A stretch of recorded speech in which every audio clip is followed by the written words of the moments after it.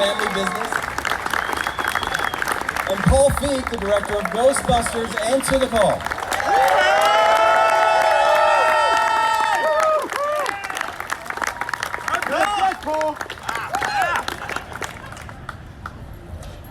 So today is the to the day actual 35th anniversary of the opening of Ghostbusters.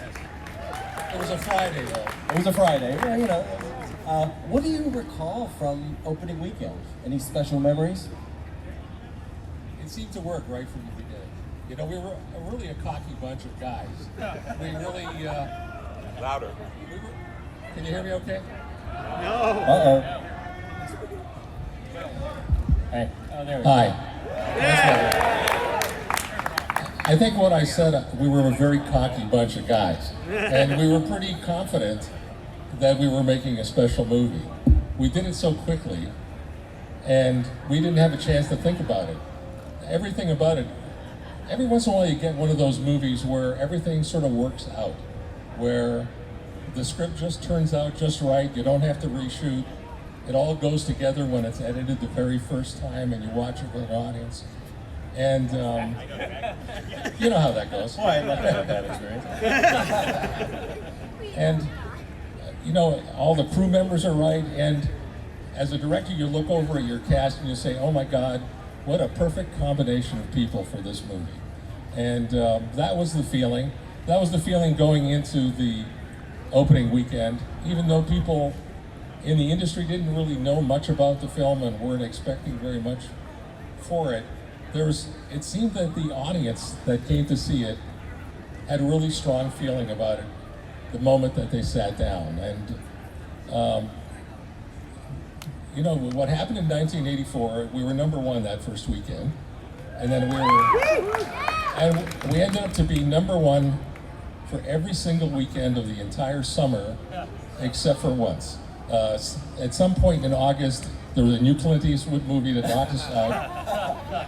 And then we came back to #1 the week after that. So it was a very good week and a very good summer. And I thank you very much. Hey Paul, did you see it opening weekend? I did. I was in film school at USC. And, well done. And we were such fans of the whole cast that we were just like, oh my God, a comedy movie. That was in the days when you didn't get like inundated with all kinds of trailers and press and the internet and all that, so we just thought, oh, that looks really fun. I didn't even kind of know that it was going to be scary. So we were just sitting there like, oh, there's our favorite guys, they're so hilarious. And then that the librarian ghost happens, and we're just like, oh my God. And it was, for me, it was such an eye-opener to go like, wow, you can make people laugh and really scare them at the same time. I just thought it was brilliant. So Jason, you and I are about a year apart in age. I remember seeing Ghostbusters in the theater. Yeah. I loved it. I loved the slime. I loved the jokes, even though I was too young to get some of them. Yeah. But what do you recall about? I know you were on set and you have a lot of memories of that, but about the debut of Ghostbusters and maybe even seeing it for the first time. It scared the living crap out of me. That's actually the thing that I remember most. I remember how scary it was and being terrified of terror dogs, and it felt magical. Oh, yeah, I was gonna name drop for a moment. You told me this great story while we're waiting to come out, and so I thought I would coax it out of you. I was at something at the Directors Guild recently, and I was sitting next to Steven Spielberg, you know, my buddy. And I said, you know, I'm gonna direct the next Ghostbusters movie. And he just said, library ghost, top 10 scares of all time.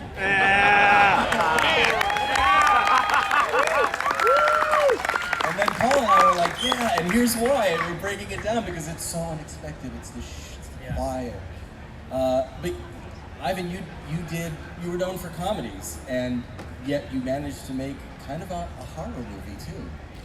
Well, growing up as a kid, I was really probably as big a scary movie, a horror movie fan as I was comedy, and it was always my dream to do some kind of combo platter of both of those loves. You know, I had my scrapbooks of horror movies and scrapbooks of all the Monsters of Filmland, and that's exactly. I was a subscriber, and just after Animal House, I wanted to. John Landis and I were talking about doing some kind of larger film, and it never got off the ground. And when Dan Aykroyd came to me with this treatment that he had written for he and John Belushi long before, I thought, oh, there's an opportunity here for the kind of movie that I always wanted to make. And you've probably heard about the story. I mean, Dan's treatment was really quite spectacular. It had all kinds of ghosts. It took place in outer space. It took place in the future. There were multiple groups of Ghostbusters that were competing with each other. But in the middle of it was this really beautiful idea that a bunch of guys working much like firemen actually caught ghosts, and we're creating this wonderful service for doing that. And I read it and I thought immediately, well, this should really take place today. And it really should take place in a city that we recognize. I guess particularly in the 80s, the most recognizable city in the world was New York. And it was also the city that I was just starting to work in, and it seemed like a great place to use the personality of the city as a very important character for the movie. And I pitched this idea of the guys, very much like the movie you have right now. And I said, these are people we know, and they work against a great institution, and then they go into business.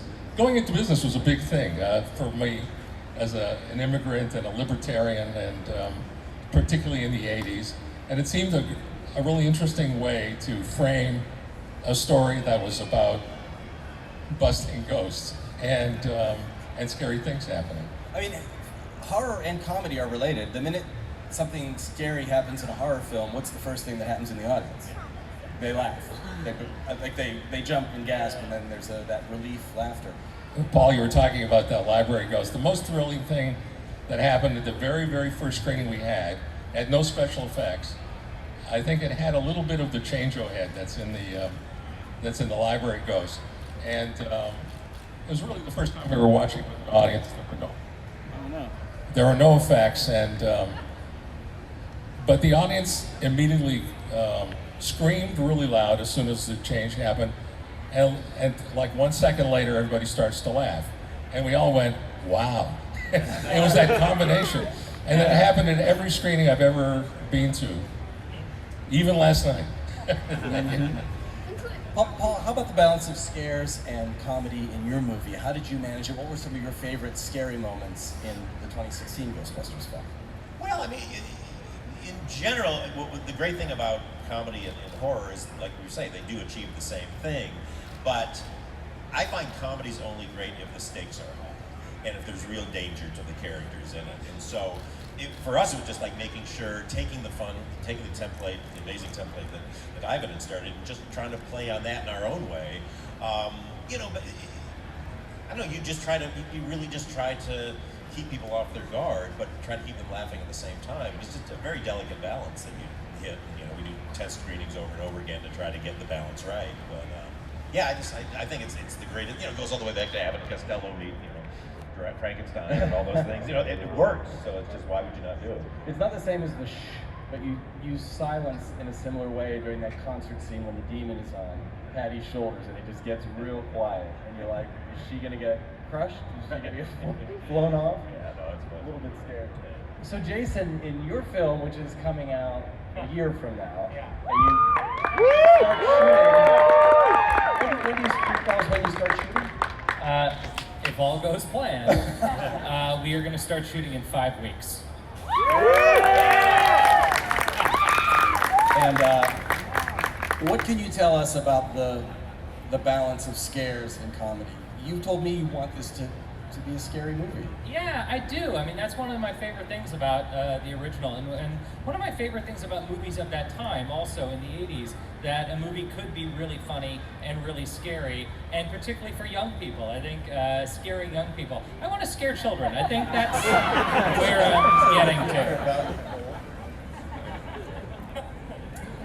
So, your film, Jason, is connected in some way to the original Ghostbusters movie. We don't know quite yet, but it's the same universe. But Paul, when you made your Ghostbusters film, you decided you wanted it to not have this history.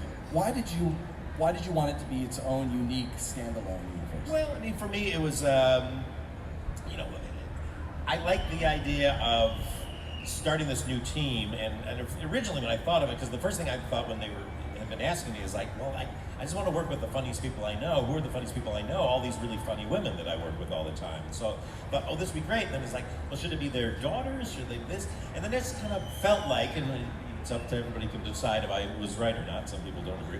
I just thought, why not let them have their own origin story? I love all the technology in Ghostbusters, and I was like, well, I wonder how that developed. You know, I'm a real science nut, and so I was like, well, maybe let's kind of find where that came from, and then have these characters that can, you know, bond and find themselves. Versus, I personally didn't want them to just be handed, here's the technology, go out and do it. So, you know, again, for better or worse, I thought that was fun, and I'm very proud of the movie. So.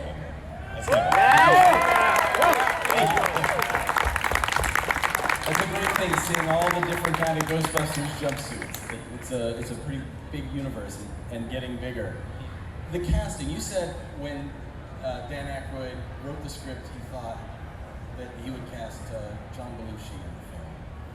Yeah, unfortunately, John Belushi he died. And for about 3 or 4 years, Dan was trying to find someone to do it with, and that's why over the years you heard all kinds of people associated with the possibility of a Ghostbusters movie. I think he had spoken to Bill Murray, and I had the great fortune of making a few Bill Murray movies prior to this, Meatballs and Stripes, and Woo! Yes. And then so I seem to be the logical person for him to send his treatment to, and I think, and I thought that would be amazing. And I saw the Was characters. Harold involved too at that point? No, I sat down at lunch to give my pitch for what I thought the Ghostbuster movie should be. It's the one I was just describing, and I felt that Harold. I had just worked with Harold and Bill together on Stripes, and I said, you know, Harold's such a good writer, and he's such a funny man and a great actor.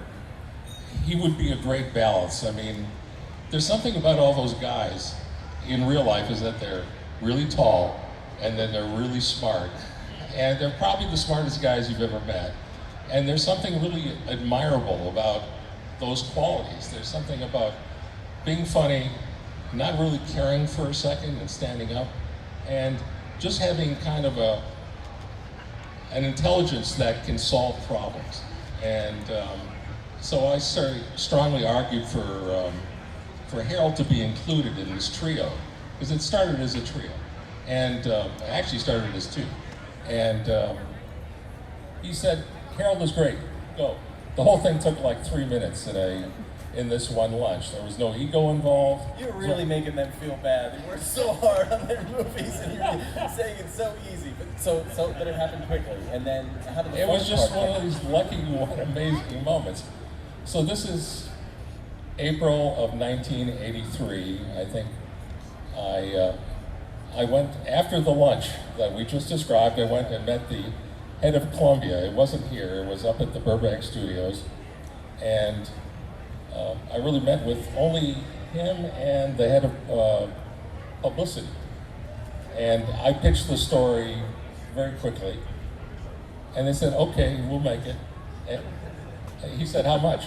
I said, you know, the Stripes had cost $10 million back when we made it, and I thought, well, this is more complicated than Stripes. It's got special effects and ghosts and things. I said 30. I didn't know the number. I just pulled it out of my head. And they said, okay. I hope they're listening here because it was really different. And they said yes, and we were in production. I said, by the way, there's very few, there are no special effects houses except for ILM, and they're already booked, I think, on Steven Spielberg's next movie. So we have to sort of set up our own special effects house, and we were fortunate that Richard Edlund, the brilliant effects supervisor, who's here, I think, somewhere, and we basically put him in business. Columbia put him in business. They gave him, I think they advanced $5 million of our $30 million budget, and he started, and he set up the company while we were writing the script. And, I forgot to tell you, there was no script. Really, when during this pitch meeting, there was no script. And Lord that over us, man. hey, I'm just getting my just desserts. Dan, Harold, and myself, with our families, rented 3 homes in Martha's Vineyard during the July 4th weekend. This was for 2 weeks, the last week of June, first week of July of 1983, and wrote basically the movie that you're seeing. And it was pretty good. It wasn't great, but it seemed to make a lot of sense and had most of the big sequences that are in the film right now. Well, tell me about bringing in Ernie Hudson as the 4th Ghostbuster. Ernie, you here? He's here. And those guys are coming out later. We maybe can get into this a little more then, but you made it a quartet, and I feel like he really makes. You've got these other 3 that are kind of like loose cannons and out of control, and he's like the grounding. He's the one who keeps everybody on the job. Like, he's cool, he's confident. We realized in the writing He's got the talent. that we needed a character who spoke for the audience, who all these kind of geniuses were explaining things to, who didn't come from science, who came from a sort of a different kind of life, and who became sort of the most practical person in the film, and sort of to get things done. And that's how the Ernie Hudson character came about. But it took a few months for us to get there. I think it happened some point in August or even September. So, Paul, when you cast your movie, you went to a similar well for your performers, for your stars. Ivan had Second City and Saturday Night Live, and you had Saturday Night Live as sort of the foundation of your farm team, right? I mean, Ivan and I were talking about this earlier. Saturday Night Live just has the ability to find the best funny people out there, and so you don't even kind of mean to go there as a shopping center. It just becomes like, well, they're all on it, you know. And you know, because I had known Melissa, she hadn't been on it, but she hosted after we did Bridesmaids, and then Kate I had met with because I'm friends with Steve Higgins, who runs the show, and so you just kind of you go like, oh, they're so funny. But with like Leslie Jones, you know, when we were putting it together, I was like, okay, we need somebody else in there who's going to be great. And Leslie had come on SNL. She wasn't even a cast member. She was like a writer or something, and she came out and did a weekend update. I remember just sitting there with my wife going like, who's that? And by the end of her monologue, I said, she's in the movie. I don't care what it takes. I'm casting her in the movie. And so you just get, she's amazing. But yeah, but when you write these things, you kind of write, we didn't write with anybody in mind, and then you just go, who would be great in this? And honestly, Kate McKinnon was the first person that I decided to cast. Because I had heard she did I knew her from SNL and I was friendly with her, but I showed some interview she did, said that, you know, she was like, one of my dreams is to be a Ghostbusters. I was like, okay, so brought her in and talked to her, and she's just pitching these crazy ideas, and I'm like, okay, well, she's in. So we kind of really built the cast around Kate in a strange way. That ability in Second City or Saturday Night Live to come up with your own material rather than just take from the script, that seems like it's a really important element of Ghostbusters. Certainly the ability to improvise is really important, but I want to emphasize that the screenplay that Harold and Dan, and to a certain extent myself, wrote originally was a pretty damn good one, and it got better as it went along. And yes, I mean, Bill Murray is like this sort of, he's a comet, and I had worked with him a few times, and I thought, you know, I better learn to just work quick and really be nimble on my feet if I'm going to work with somebody as talented as this, because oftentimes he would come up with something that was better than that was written.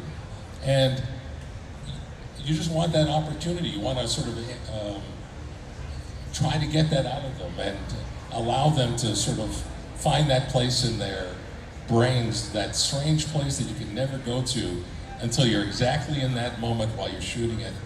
and the energy of that moment sort of takes over, and real genius occurs. Jason, I know you're still casting your film. You're more than a month away from actually rolling camera, but we know 3 actors who were in your movie: Carrie Coon, McKenna Grace, and Finn Wolfhard.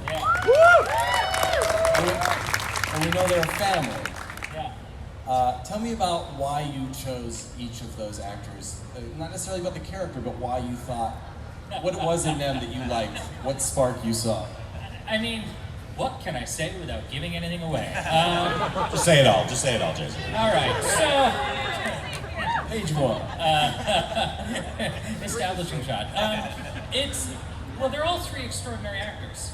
You know, Carrie Coon, I think the first time I became aware of her was when I saw her in Gone Girl, and she kind of just stole the movie. And then I saw her in Fargo, and she just became, and I'm sure you guys have the same thing. You see an actor, and it's like when you saw Leslie Jones, you see someone, you go, I need to find a way to work with this person. And you just start, working towards their voice. And I started writing in her voice, because I just knew she was going to be perfect. And then McKenna Grace, I had seen along the way. I'd seen her in I, Tonya. You guys seen I, Tonya? Yes. Oh my God. So McKenna Grace, played little Tanya Harding in I, Tonya, and was just extraordinary, and she's little Captain Marvel, and she came in red and was spectacular. And then Finn Wolfhard, what more can I say about Finn Wolfhard than who he already is? He's perfect. It's very hard for me to articulate right now because I can't tell you anything about what the movie is about. There's ghosts. There's ghosts. There's ghost busting. Yeah. It's also very scary. Did each of them have a connection to Ghostbusters? I mean, McKenna Grace is how old? Like, she's a young kid, right? How old? Yeah, no, McKenna's a kid. McKenna's 12, and she loves Ghostbusters. And I had this very sweet moment. I remember she has all these photos of her in Ghostbusting gear throughout her childhood. And she met my father, and she cried. And she had a very... I scared her. Scaring kids. We had a really sweet moment, actually, and I've always seen that audition tape where Spielberg is auditioning Henry Thomas for Elliot, and he tells him he got the role, and Henry Thomas just starts crying. And at a similar moment with McKenna, where I just told her, it was a rare occurrence. Oddly, you rarely get to tell the actor face to face, "Hey, you're it." And I had that moment with McKenna, and she just started crying. And she was so thrilled, and she immediately started painting Ghostbusters paintings for our office. And if you're looking for a Ghostbusters fan, there isn't a bigger one than McKenna Grace, and I'm really thrilled that she got the center of this movie. I hope I can say this without betraying anything. She made a Slimer Jello mold for a party. Yes. We had a party at my house, and she brought a Slimer Jello mold. I mean, she's in it. And Finn, I mean, he's in Stranger Things. He put on the Ghostbusters uniform for that. I mean, Finn's already done the training. I mean, he's wearing the uniform. He seems to be ready to go. How about Carrie? Did she have a Ghostbusters connection? I'm trying to remember like a specific Carrie Coon Ghostbusters connection, and it's just not coming to me right now. Right. She's obviously a big fan. She's excited.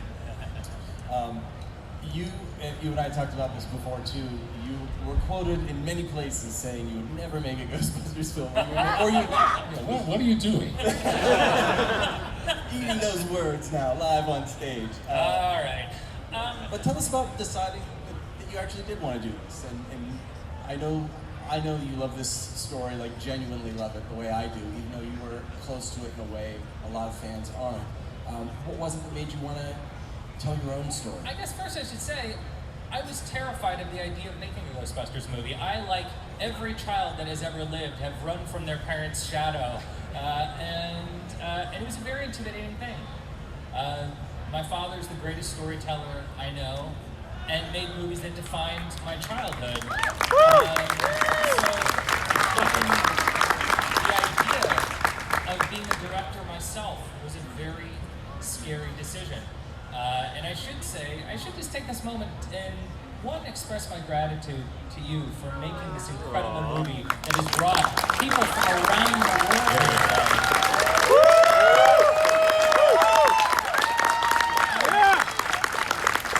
And also, Paul, to express gratitude to you for kicking down the door on what a Ghostbuster and who a Ghostbuster can be. And as a live action movie, you know,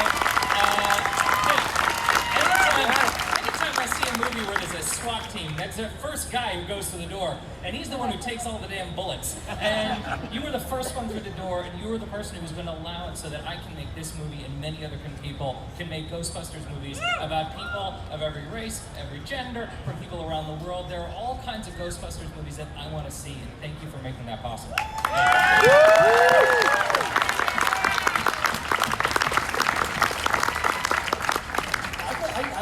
I heard a pretty strong reaction when I was asking you about your new movie, and I think they want to know more. Oh. And I think they came a long way. You guys seem to like it. It's great to reminisce and talk about the past, but look, if I was out in that audience instead of being up here, what I would want to know, Jason, is the original guys from your dad's movie coming back and being in your film. Are they going to be putting on the jumpsuits? I love rumors. It's more than rumor. It's have you ever heard of Sigourney Weaver? She's out there talking. She says the original guys are back. She says she's back. She lost it. Is she? Has she read the script?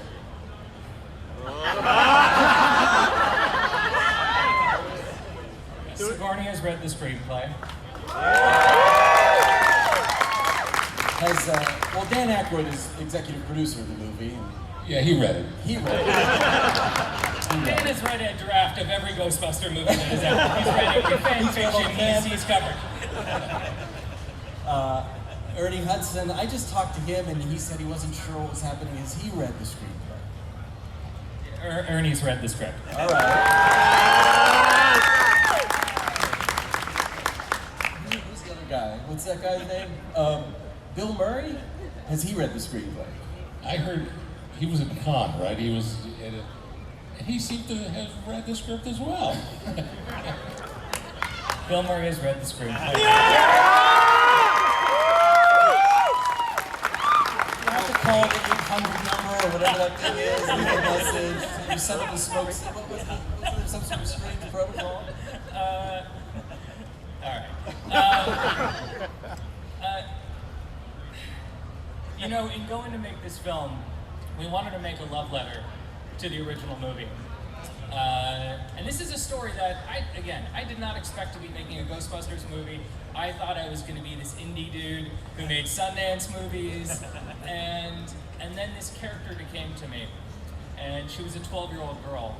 And I didn't know who she was or why she popped into my head. But I saw her with a proton pack in her head, and this story began to form, and it formed over many years, actually. Started with a girl, and all of a sudden it was a family. And eventually I knew this movie that I needed to write and I needed to make, and I reached out to my writing partner, Gil Kennan, and we sat down and we started writing this movie. And we've been reaching out to all the originals, the cast, the crew, the people who made this movie, and we even formed this kind of small group that gets together, an advisory board of people who worked on the original film to make sure that we make the right film. I've kind of segued, haven't I? I've kind of gotten away from what you were asking. But you're going in a direction I want to go. I mean, we know who, if the originals come back, who they will be. We don't know where they'll be. And I guess that's one of the surprises of the film, right? I'm not going to give anything away today, but what I will say is it's a new movie. This is a new movie about a new set of characters. It takes place in a new place, in a new location. And what I said to you, Paul, and Matt, what I'm excited for is the possibility of all kinds of Ghostbusters movies. And I'm hoping that you guys will join me on this one, because these characters are amazing, and I can't wait to introduce you to them. Well, introduce us to the Oh, stop it. We have to keep our secrets. They are a family. They are a family, and we know they have some connection to the original. What do you want to tell us about that connection? Who are they? I guess, this is what I'll say. You don't know their connection, and they don't know their connection yet either. Ooh. think I'll How was that? No further questions, Your Honor. we'll see how that trains. I want to thank you guys for coming out here and sharing some secrets and sharing some stories. And we have more coming up. We have focused on specifically the '84 movie. Ivan, you're going to stay here, and I believe we can say goodbye to you guys. Although you'll be back to talk to your dad a little bit later. I'll be back with a little fun surprise later, guys. All right. Have fun with the '84 boys. Thank you, Paul Feig Cheers, and everybody. Jason Wright.